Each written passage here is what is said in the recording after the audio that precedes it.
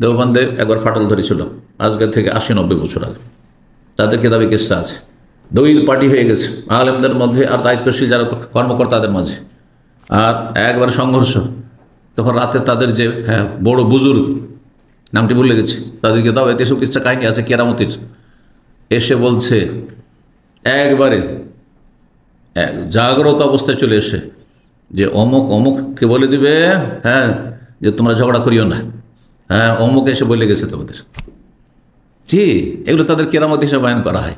বিশ্বাস করবেন, আমার দুনিয়াতে চলে যাওয়ার পরে শয়তান আমার রূপ ধারণ করলো, আর আসার পরে বলছে যে তোমরা এই যে সহি আকিদা এত দ্বন্দ্ব করছো, আর সহি আকিদার নাম দিয়ে তোমরা আজকে ইখওয়ানিয়াত হয়ে যাচ্ছ, আর সুফিদের স্টেজে যাচ্ছ, এগুলো করিও না। শেখ চলে এসছে একবারে, শেখের কেরামতি নাকি? না না না, শয়তান খেলা করছে আপনাদেরকে, শয়তান আপনাদেরকে নিয়ে খেলা করছে।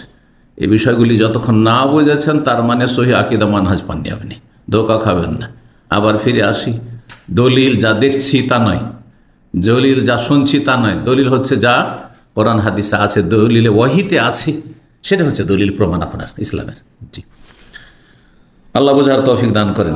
তো ওসাইদ বিন হুযাইর, আব্বাদ বিন ইস, দুইজনের সাহাবী আনসারী, তাদের কেরামতি চিরসত্য। কোরআন সুন্নাহর কোন আলেম, ইমাম ইবনে তাইমিয়া যদি হয়, শাইখ ইবনে বাজ হয়, ইবনে উসাইমিন আলবানী হয়, তাদের কেরামতি যদি সত্যি দেখেন, শরীয়ত বিরোধী কিছু না দেখেন, এমনকি শরীয়ত বিরোধী যদি কিছু দেখেন তো বলবে শয়তান খেলা করেছে।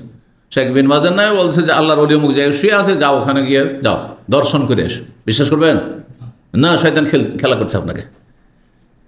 কিন্তু যদি ভালো কথা বলে, তাহলে সেটা আলাদা কথা। ভালো কিছু বা জীবিত অবস্থায় দেখছেন ভালো কিছু, আল্লাহর কেরামতি হইতে পারে।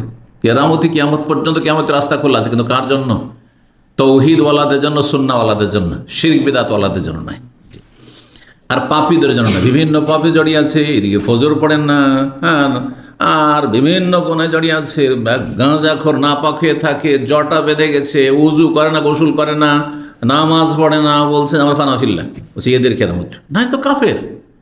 এদের কুফরিতে কেউ যদি সন্দেহ করে তো কাফের সে, কেন বিনা নামাজে কী করে মুসলিম থাকে? গোসল ফরজ হয়েছে আর জটা বেঁধে গেছে, বছরকে বছর গোসল করে না, কী করে মুসলিম থাকতে পারে? মুসলিম যখন থাকতে পারে না, তো আল্লাহর ওলি হওয়া দূরের কথাই, তো শয়তানের ওলি, এতে কোনো সন্দেহ নেই। জি।